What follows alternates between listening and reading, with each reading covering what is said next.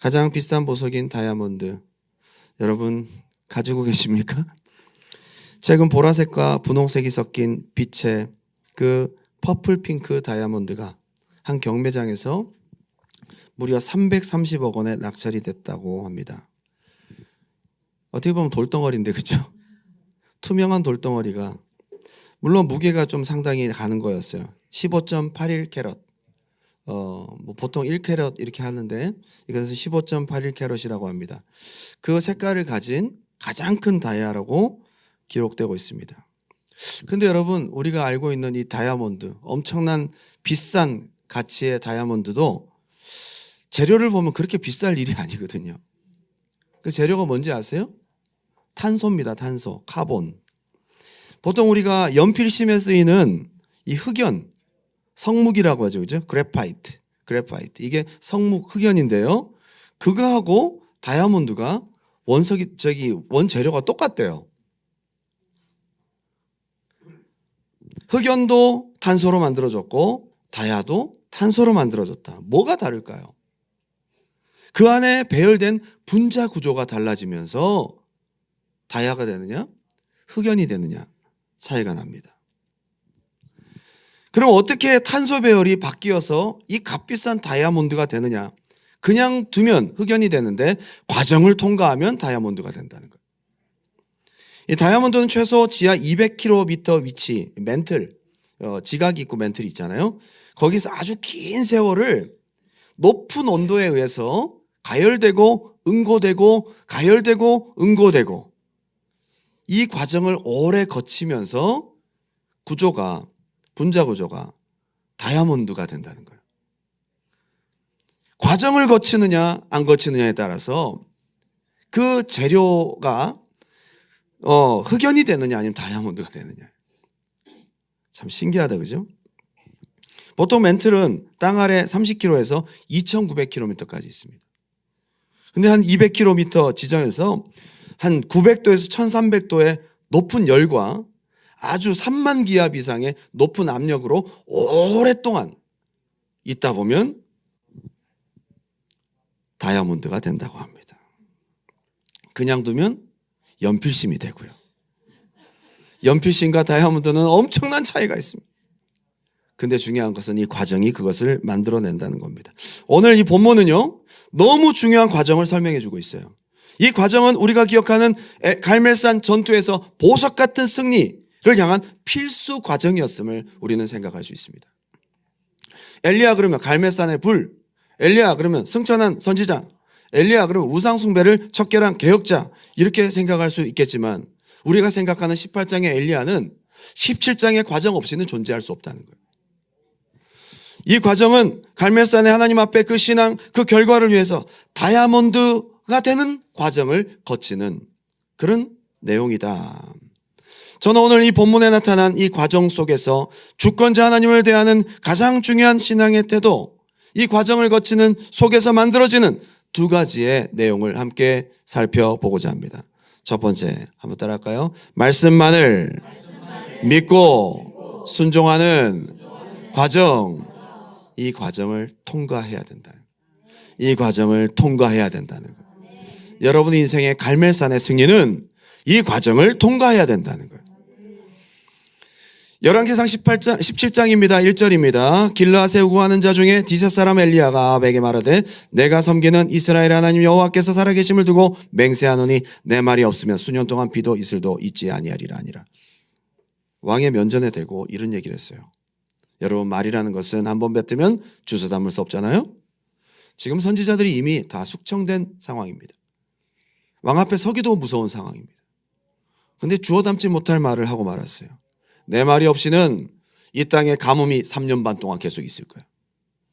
어떻게 보면 참 죽으려고 환장한 사람 같아요. 이걸 어떻게 책임지려고 그러죠? 그런데 이것은 하나님의 말씀을 들은 엘리야의 목숨 건 순종이었습니다. 2절, 여호와의 말씀이 엘리야에게 임하여 이르시되 너는 여기서 떠나 동쪽으로 가서 요단 앞 그리 시냇가에 숨고 그 시냇물을 마시라. 내가 까마귀들에게 명령하여 거기서 너를 먹이게 하리라. 그때부터 도망자 신세가 되죠. 여러분, 도망 다니는 것은 굉장히 힘든 일입니다. 도망 다니는 거 힘든 일이에요. 여러분 뭐 한 10년, 20년 도망다니다가 결국 자기가 형을 받을 걸 알고 차라리 내가 자수하고 교도소 들어가겠다 하는 사람들이 굉장히 많아요. 한 가지 예로는요. 외국으로 달아난 밀수 혐의 수매자가 타국 생활에 외로움을 견디지 못해서 17년 만에 자수했어요.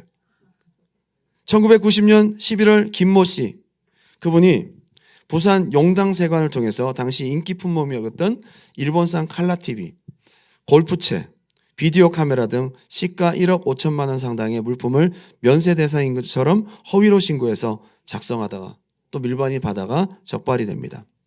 함께 공범은 구속됐지만 이분은 어떻게 교묘하게 수사망을 피해서 1991년 3월 홍콩으로 달아납니다. 그래서 이런저런 일을 다 했지만 결국 극복하지 못한 것은 외로움이었어요. 가족들이 너무 보고 싶은 거예요. 게다가 가족들을 보고 싶으면 전화 한 통이 고작이었고 오랜 도피 생활의 스트레스 탓에 고혈압과 당뇨까지 얻고 몸도 마음도 지쳤습니다. 몸이 아프다는 노모 소식을 들을 때에 외로움은 더 크게 달합니다.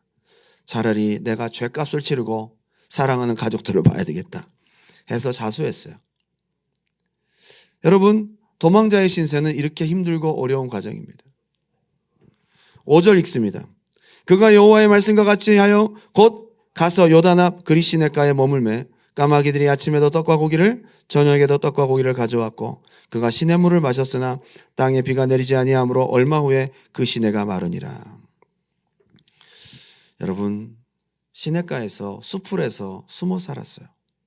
엘리야를 찾기 위해서 수색 작업을 펼치지 않았을까요? 돌 밑에 숨어 있는데 바로 옆으로 지나갔을 수도 있어요. 하나님께서 엘리야가 눈에 띄지 않도록 보호하셨을 수도 있어요. 얼마나 불안했겠습니까? 이번에 여러분 이스라엘과 하마스 전쟁의 시작이 가자지구 근처에 있었던 음악 축제를 급습하면서 시작되잖아요.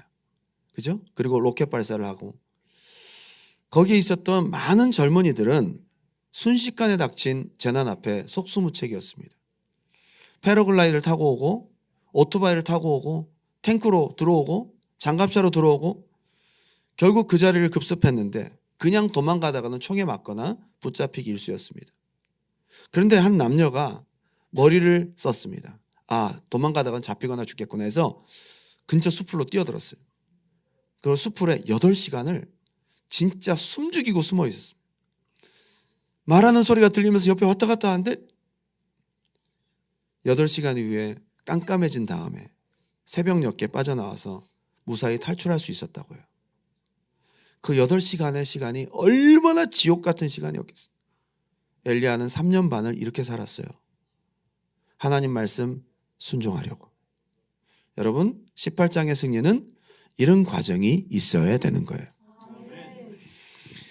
열왕기상 17장 8절입니다. 여호와의 말씀이 엘리야에게만 이르시되 너는 일어나 시돈에 속한 사르밧으로 가서 거기 머물라.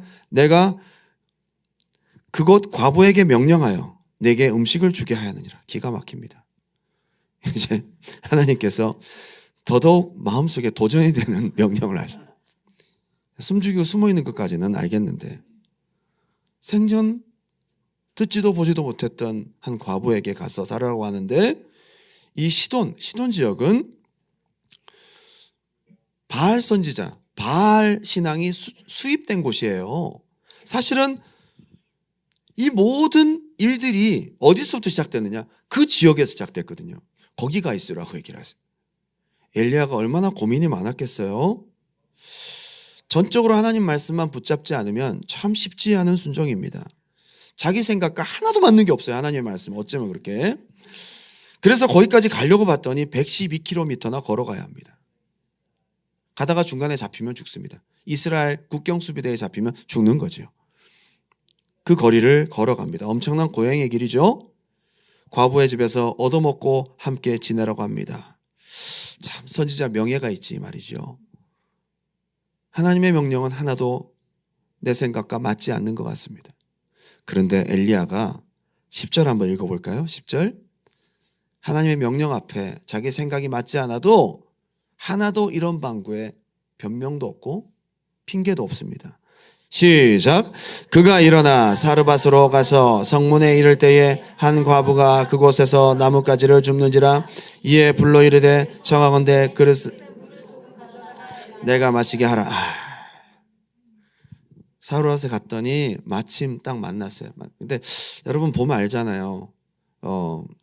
오랜 시간 동안 이제 남은 가루 한 움큼과 기름 조금으로 떡 먹고 죽으려고 하는데 몰골이 그렇게 좋아 보이진 않았겠지요.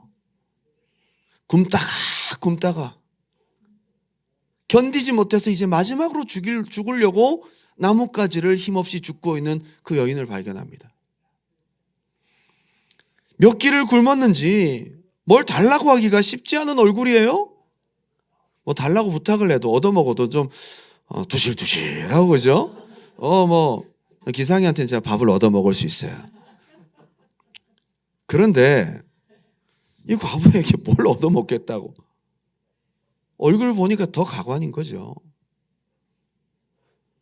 게다가 물을 달라고 엘리야가 요청합니다. 물이 어디 있어요? 물이 어디 있습니까? 보통이 웬만한 생각 가지고는 이거 순종하기 쉽지가 않습니다. 그랬더니 12절 이렇게 얘기해요. 그가 이르되 당신의 하나님 여호와께 살아계심을 두고 맹세하노니 나는 떡이 없고 다만 통에 가루 한 움큼과 병에 기름 조금뿐이라. 내가 나뭇가지 둘을 주워다가 나와 내 아들 위하여 음식을 만들어 먹고 그 후에는 죽으리라. 이게 지금 화가 나서 얘기한 거죠. 나 이거 먹고 죽을 건데?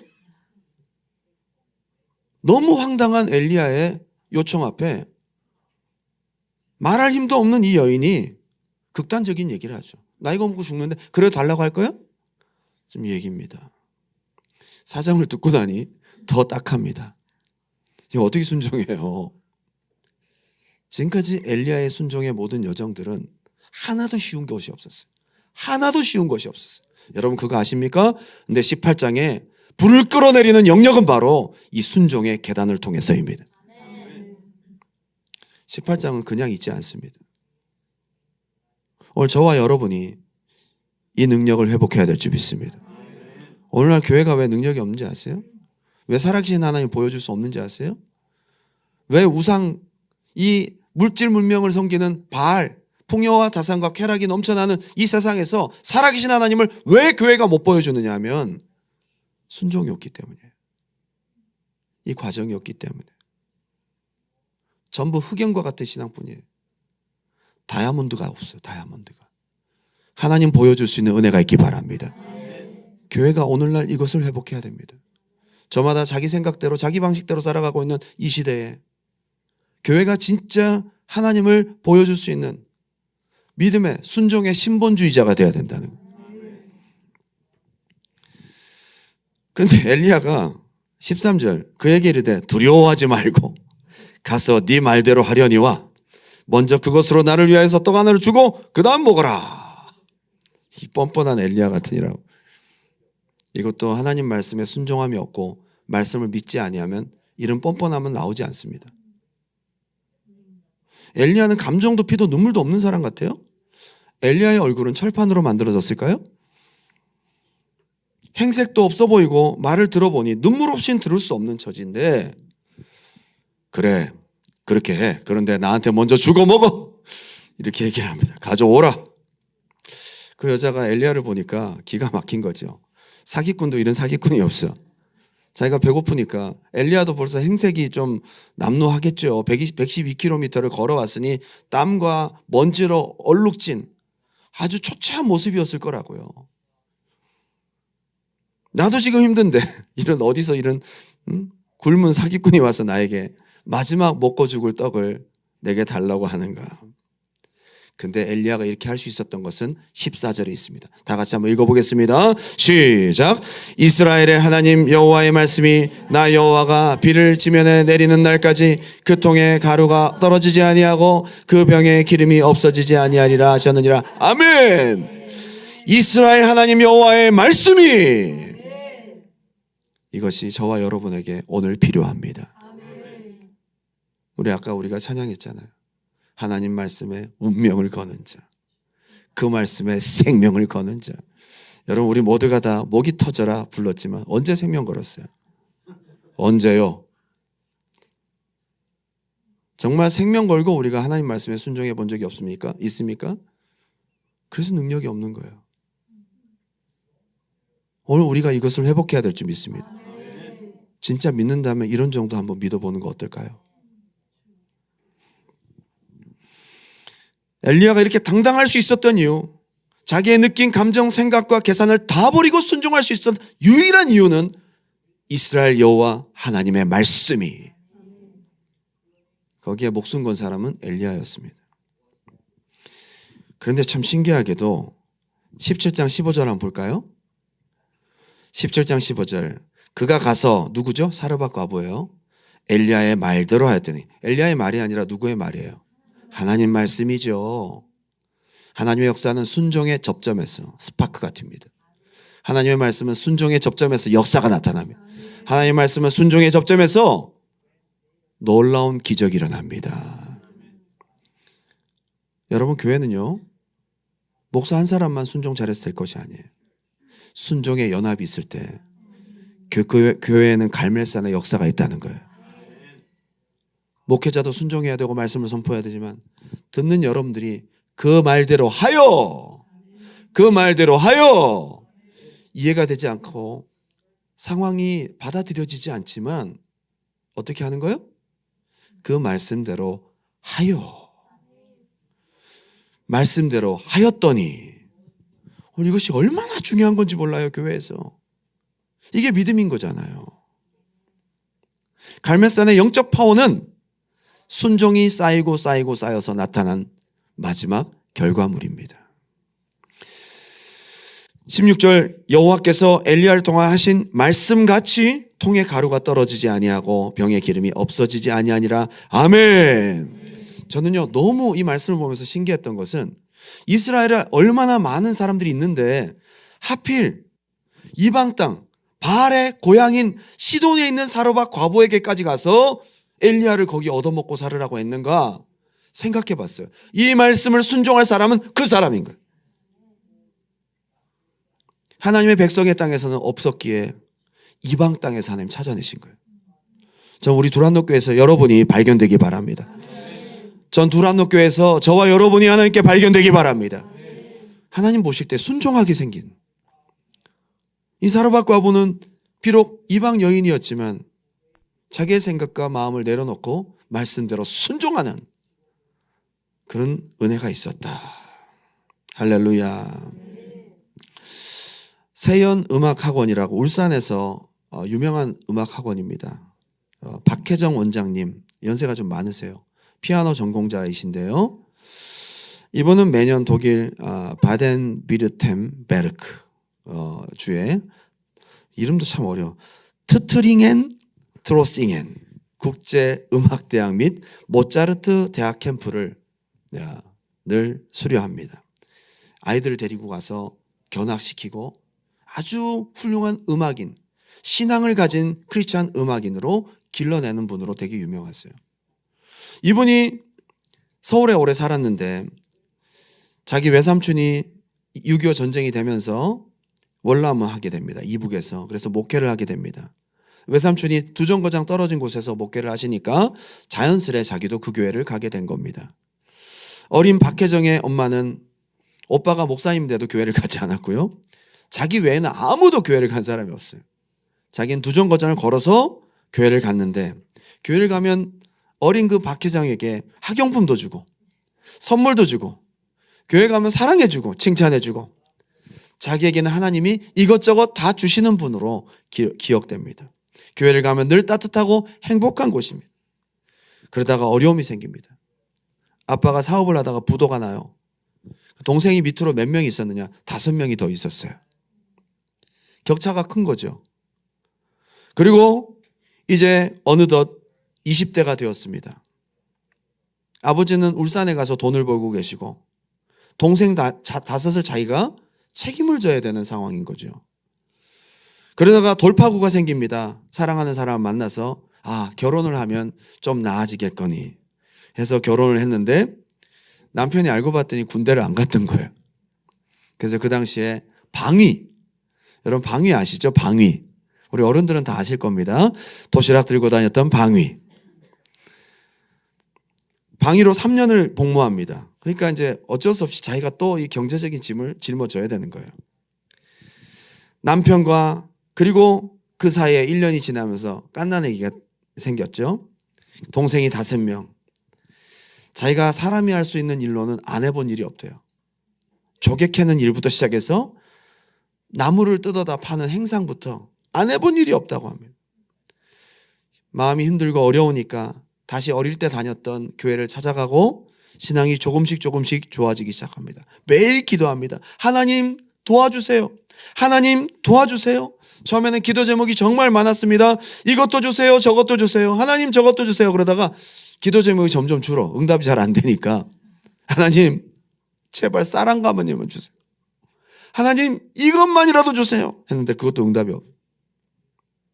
하나님 앞에 삐졌어요. 내가 얼마나 간절히 기도했는데 하나님 왜 안 들어주시지? 내가 많은 걸 달라고 한 것도 아닌데 너무 힘들어서 도와달라고 했는데 하나님이 왜 안 들어주시지? 하나님에 대해서 괘씸한 마음이 들더래요. 그래서 가까운 교회를 찾아가서 기도하려고 한 건 아니고요. 교회 문을 열고 저 이제 다시는 교회 안 올래요! 라고 선포하고 교회를 안 다니기 시작합니다. 너무 좋은 분인 줄 알았더니 이렇게까지 안 들어주시니 너무 서운해서 이 인정머리 없는 하나님 앞에 기도하느니 차라리 내가 열심히 더 벌어서 먹어야겠다. 하루하루 먹고 사는 것이 절박합니다. 아침에 먹을 걸 준비하면 저녁에 때거리 걱정을 하는, 하루하루 때거리 걱정하는 게 무엇인지를 알게 됩니다. 그런데 신기한 것은 이 3년 동안에 이 고통스러운 절박했던 경험들이 자기처럼 굶고 없는 사람들을 이해하는 데 있어서 너무 공감하는 데 있어서 이 중요한 과정이 되었다는 거죠. 예전에는 지나가던 거지를 보면 냄새나고, 이제는 그 사람들이 얼마나 배가 고플까를 생각할 수 있는 마음이 생기기 시작합니다. 여전히 교회는 나가지 않았고요. 그러다가 자기 어린 아들에게 사고가 생깁니다. 그네가 있는데 그네를 태워주는데 옛날에 그네들은 나무에다 못을 박아가지고 이렇게 했던 그런 거였어요. 블라켓이 있고 못을 박는 것이 있는데 보통 아이들이 타는 그네는 뭐 그렇게 크게 무게가 나가지 않는데 이 아이가 체중이 좀 많이 불었나 봐요. 그 못이 조금씩 흔들려서 덜컹덜컹 거렸는데 그 못이 빠지는 느낌 때문에 이 아들이 눈을 들어 위를 보다가 그 그네 끝에 스프링과 쇠 블라켓 또 뾰족했지만 그 안에 박힌 못이 굉장히 깊이 박힌 큰 못이 있었습니다. 그것이 얼굴로 떨어지게 됩니다. 순간 이 아이는 악 하고 비명을 질렀고 피가 순식간에 솟구치는데 자기가 그 광경 속에서 어떻게 처신을 해야 할지 모르겠더래요. 그 다친 아들을 안고 병원으로 뛰는데 그동안 섭섭했던, 교회 안 가겠다고 했던 그 하나님 앞에 절규하면서 부르짖었습니다. 하나님, 하나님 살려주세요. 이 아들 눈을 고쳐주시고 살려주시면 제 평생 주님 시킨 대로 다 순종하겠습니다. 자기도 모르게 그렇게 서원을 해버렸어요. 병원에 갔더니 눈이 퉁퉁 불어 있어요. 벌써 눈꺼풀이 다 찢어질 정도니까 이게 갭이 있는 게 아니잖아요. 틀림없이 눈 아래 신경을 다쳤을 것이다 라는 것이 의사의 소견이었고 신경을 다치면 100% 실명입니다. 신기하게도 그럼 제 눈을 이식할게요 그랬더니 그것도 안 된대요. 한쪽 눈 신경이 실명되면 다른 쪽 눈도 실명될 수 있대요. 그 당시 이용복이라는 이 맹인 가수가 있었대요. 그런데 그분도 8살 때 썰매를 타다가 이 썰매 막대기로 눈을 찔려가지고 눈을 모른 거예요. 그런 케이스가 생각이 나는 거죠. 정밀 검사를 할 수가 없습니다. 눈이 불어가지고요. 그래서 이 아이를 업고 3일 먹지도 마시지도 않고 잠도 자지 않고 하나님 앞에 간절히 기도합니다. 이렇게 기도합니다. 하나님, 이 아이 눈을 고쳐주시면 제가 평생 순종하겠습니다. 자기는 그렇게 착하지가 않대요. 동생들을 거느리고 빠듯이 살다 보니까 누구를 도와주고자 하는 여유도 조금도 없었습니다. 그런데 그렇게 서원하자마자 하나님께서 마음속에 감동을 주시는 순종의 내용이 뭐냐면 동네 어귀에 천막을 치고 사는 거지였습니다. 올 겨울이 너무 추운데 올 겨울을 넘기지 못할 것 같다는 생각이 듭니다. 너도 먹을 것이 없지만 나눠주라는 감동이 옵니다. 그래서 자기가 집안에 있는 걸 다 긁어 모으니까 이 쌀 한 바가지가 가진 전부더래요. 그래서 그걸 주려고 하는데 갑자기 성령의 감동이 또 있습니다. 너 그것만 줘서 되겠어? 이웃에게 한번 모아봐라. 자기는 숫기도 없고 누군가에게 말을 붙이는 것도 못해. 더더군다나 양푼 일고 다니면서 한 푼 줍쇼 해서 이건 더더욱 자존심이 허락질 않아요. 그런데도 순종했습니다. 집집마다 다니면서 저 사람을 돕자고 한 집 한 집 다 찾아갔더니 어떤 사람은 한 바가지에 쌀을 주기도 하고요, 털실 옷을 주기도 하고요, 신발을 주기도 하고요. 기적이 나타나기 시작합니다. 자기의 성격, 자기의 기질, 자기의 형편 다 내어던지고 하나님 말씀에 순종합니다. 그리고 그 거지에게 도와주고 났더니 마음에 기쁨이 넘치더래요. 이 순종의 과정을 통과하고 난 다음에 하나님이 무슨 말씀하시든지 순종하는 사람이 되겠습니다 라고 작정을 하게 돼요. 그리고 아들의 눈에 붓기가 가라앉아서 안과는 다 찾아가 봤는데 결국 큰 병원에 가서 자기가 평생 처음 어떤 단어를 듣게 됩니다. 바로 그 병원에서 기적이라는 단어를 듣게 되는 겁니다. 그 의사 선생님이 자기는 수없이 많이 받고 생각해 봤지만 이런 기적은 처음입니다. 이런 기적은 본 적이 없대요. 눈알이 완전 찢어졌고 안에가 터졌는데 분명히 눈 안에서 피가 났잖아요. 그런데 눈알에 스크래치가 하나 없이 깨끗하게 치료되어 있다. 그 아이는 지금까지 두 눈으로 하나님의 일을 하고 있습니다. 항상 하나님이 원하시는 일이 무엇일까? 이분은 감동하면 순종하고 감동하면 순종하고 해서 울산의 음악의 이 불모지, 문화의 불모지라고 할 수 있는 울산에 30년 넘게 사역한 동안 엄청난 학생들을 배출하게 됩니다. 매년 서울예고, 예원예고, 서울대, 한예종, 명문학교뿐만 아니라 유학까지 아주 유명한 학원이 되었어요. 그리고 하나님께서 그를 축복하셔서 풍성한 물질을 주시고 나눔의 삶을 지금까지 실천하고 있습니다. 여러분, 엘리야의 승리, 갈멜산의 놀라운 기적과 역사는 이 순종의 과정을 통해서 이루어진다는 것입니다. 오늘 엘리야와 사르밧 과부의 순종이 저와 여러분에게도 있기를 주님의 이름으로 축원합니다. 순종 회복이 능력 회복이에요. 저는 오늘날 교회가, 특별히 두란노 교회가 하나님 말씀 앞에 순종하는 이 권세가 회복되었어. 하나님이 이 시대에 사용하시는 갈멜산의 승리를 보여주는 교회가 되기를 주님의 이름으로 축원합니다.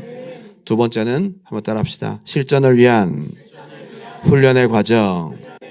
이 과정은 실전을 위한 훈련의 과정이었다는 거예요. 순종 후에 축복을 누리던 이 집에 갑자기 문제가 생깁니다. 열왕기상 17장 17절, 이 일 후에, 이제 기분 좋은 일, 그죠? 하나님 축복하신 일 후에 그 집 주인 되는 여인의 아들이 병들어 증세가 심히 위중하다가 숨이 끊어진지라. 여인이 엘리야에게 이르되 하나님의 사람이여, 당신이 나와 더불어 무슨 상관이 있기로 내 죄를 생각나게 하고 또 내 아들을 죽게 하려고 내게 오셨나이까? 왜 이런 일이 발생했을까요? 왜 이런 과정이 필요할까요? 엘리야는 생각했을 겁니다. 여러분, 문제를 만나면 왜 나에게? 왜 하필 나에게 이런 일이 지금 생겼을까? 우리는 왜 하나님이 이런 곤란한 상황을 우리에게 허락하시는지 알 수 없을 때가 많습니다. 특별히 엘리야가 그랬잖아요. 내가 하나님 뜻대로 순종 못한 게 뭐가 있어요? 하나님 뜻대로 순종 다 했는데 왜 우리에게 이렇게 곤란한 상황이 생겼을까요? 얼마나 가시방석이었겠습니까? 심지어 자기 아들이 죽고 사르밧 과부가 자기도 모르게 엘리야를 원망합니다. 말 안 해도 자기가 부담스러운데 그 얘기를 듣고 나니까 너무너무 마음이 어려운 것이지요. 때로는 죄로 인한 징계를 받기도 하지만 때때로 순종의 길을 묵묵히 가고 있는데 예배도 잘 드리고 기도도 열심히 하고 잘해보려고 내가 몸부림치는 그 상황에서도 어떤 때는 이런 문제가 생깁니다. 여러분, 왜 이런 일이 생길까요? 그런데 저는 오늘 이 말씀을 묵상하면서 그 뒤를 다시 한번 가봤더니 이 과정은 갈멜산의 전투에서 엘리야가 문제의 상황 속에 당황하지 않고 하나님 한 분을 바라보며 부르짖어 기도하여 응답받는 모습을 갖추는데 꼭 필요한 과정이었다. 18장을 보니까 이해가 돼요. 오늘 여러분들에게 닥치는 크고 작은 문제들을 이상하게 생각할 것이 아니라 갈멜산을 위한 과정으로 한번 생각해 보시기 바랍니다. 뒤에 가보면 필요한 일이었다는 것을 알게 되잖아요. 전 지금까지 이민 땅에서 겪을 수 있는 문제는 다 겪어본 것 같아요. 그래서 지금 사역을 하다 보니까 이게 필요한 과정이었음을 지금에서 알게 되는 것 같습니다. 참 희한하죠? 그때는 몰라요. 하나님이 내가 미워서 내가 뭘 잘못해서 그런 것이 아니더라고요. 지나고 보니 과정이었던 거예요. 이 일을 위해서 필요한 과정이었던 거예요. 어쩌면 여러분들의 지금 문제와 상황들이 갈멜산의 승리를 위한 과정인지도 모르겠습니다. 잘 통과하시길 주님의 이름으로 축원합니다. 문제가 아니라 하나님이 허락하시는 문제에는 때로는 실전을 위한 훈련의 목적이 있습니다. 대개 사람들은 어려운 난관에 봉착할 때 다음과 같은 유형을 보인다고 합니다. 첫 번째는 G형, 쥐구멍으로 도망가는 도피형입니다. 어려움을 해결할 생각 않고 잠적해버려. 쥐구멍으로 도망가요. 두 번째는 토끼형, 공포형입니다. 어려운 일이 생기면 문제 파악도 제대로 하지 못하고 너무 무서워서 눈이 동그래져서 벌벌벌 떠는 토끼형. 세 번째는 원숭이형입니다. 이리 뛰고 저리 뛰고 갈팡질팡하면서 호들갑 떠는, 문제를 더 복잡하게 만들죠. 네 번째는 산돼지형입니다. 그나마 낫습니다. 밀어붙이는, 들이받고 밀어붙이는, 계산도 안 하고 뒤도 안 들어보고 전화부터 해서 돈부터 빌리고 급하게 일들을 처리하고 가로막는 이 산돼지형. 잘못하면 긁어부스럼이 될 수 있습니다. 여러분 어떤 형이에요? 어려운 난관에 부딪혔을 때 여러분 어떻게 하시겠습니까? 엘리야는 이 다급한 문제 앞에서 한번 따라합시다. 하나님 한 분을 전적으로 의지하고 하나님께 부르짖어 기도한다. 이 과정을 이렇게 통과하는 것이 필요했던 거예요. 갈멜산의 기도도 부르짖는 기도였잖아요. 문제의 상황 앞에서 당황하지 않고 하나님 한 분을 의지하고 부르짖어 이 과정을 통과하는, 이것이 사르밧 과부의 아들을 살리는 과정과 동일한 것입니다. 이미 갑작스럽게 하나님 예고도 없이 닥쳤던 이 문제 앞에서 엘리야가 이 과정을 한번 넘어가고 나니까 갈멜산 전투의 문제는 엘리야가 부르짖어 기도할 수 있는 응답의 숙제일 뿐입니다. 열왕기상 17장 19절 20절 다 같이 한번 읽겠습니다. 시작. 엘리야가 그에게 그의 아들을 달라 하여 그를 그 여인의 품에서 받아 안고 자기가 거처하는 다락에 올라가서 자기 침상에 누이고 여호와께 부르짖어 이르되 내 하나님 여호와여 주께서 내 과부에게 재앙을 내리사 그 아들이 죽게 하셨나이까. 굉장히 당황함과 원망의 기도를 하지만 엘리야는 여기서 문제를 놓고 부르짖는 기도를 연습합니다. 갈멜산의 기도는 부르짖는 기도거든요. 오늘 여러분들이 겪는 모든 문제는요, 나중에 이 과정들을 통과하는, 승리로 이끄는 굉장히 중요한 훈련이 될 줄 믿습니다. 잘 통과하십시오. 잘 넘어가십시오. 승리하시길 주님의 이름으로 축원합니다.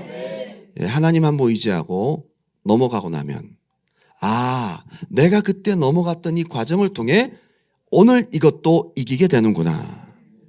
틀림없습니다. 21절 그 아이 위에 몸을 3번 펴서 엎드리고 여호와께 부르짖어 이르되 내 하나님 여호와여 원하건대 이 아이의 혼으로 그의 몸에 돌아오게 하옵소서. 지금 떠난 혼을 불러들이는 거죠. 지금 죽어서 없는 떠난 혼을 불러들이잖아요. 하나님으로부터 그 혼을 불러들이는, 이것은 무엇입니까? 이제 하나님의 응답이 있어야 됩니다. 하나님 손에 있는 불을 끌어내려야 합니다. 하나님으로부터 불을 이 시간 즉시 끌어내려야 되는 부르짖는 기도는 바로 이 아이를 통해 연습했어요. 여러분 오늘 힘들고 어려운 과정들, 저는 교회를 목회하고 사역하면서 문제가 없을 수는 없죠. 이런 크고 작은 문제들을 쫙 넘어가다 보면 참 배우는 게 많습니다. 이렇게 한 번씩 두 번씩 면역 반응을 일으키면서 나아가다 보면 나중에 진짜 좀 더 큰 문제가 왔을 때 당황하지 않고 기도로서 넘어가게 되더라고요. 갈멜산 전투는 바로 이 과정을 통과한 열매입니다. 열왕기상 17장 22절 여호와께서 엘리야의 소리를 들으시므로 그 아이의 혼이 몸으로 돌아오고 살아난지라. 하나님으로부터 아이의 혼이 돌아온 것을 경험한 엘리야는 보이지 않고 손에 잡히지 않지만 하나님께서 하늘에서 불을 끌어내릴 것도 믿었습니다. 여러분, 어쩌면 지금 여러분이 만나고 있는 문제, 겪고 있는 기도의 제목, 지금 고난의 터널, 눈물의 골짜기의 과정들은 후에 있을 여러분 인생의 시즌2를 위한 연습 게임인지도 모르겠어요. 기도하고 넘어가세요. 저는 우울증을 깊이 경험했습니다. 그러다 보니까 사람들을 상대할 때 그분이 말로 표현할 수 없는 마음의 깊은 것도 공감이 되는 거 있죠. 어떤 분은 공황장애를 경험하고 넘어갔더니 요즘 아이들에게 공황장애가 많아. 상담하면서 공감하고 기도해주고 금방 떠나가 버려요. 고침받는 역사가 나타납니다. 그때서 알게 됩니다. 내가 겪었던 이 문제들은 오늘날 이 일을 위한, 갈멜산의 승리를 위한 과정이었구나. 여러분, 전혀 공짜는 없습니다. 우연도 없습니다. 우리 하나님 안에서는 모든 것이 포장된 축복이고 여러분의 훈련의 과정인 줄 믿습니다. 결론입니다. 23절 엘리야가 그 아이를 안고 다락에서 방으로 내려가서 그의 어머니에게 보여주며 이르되 보라 네 아들이 살아났느니라.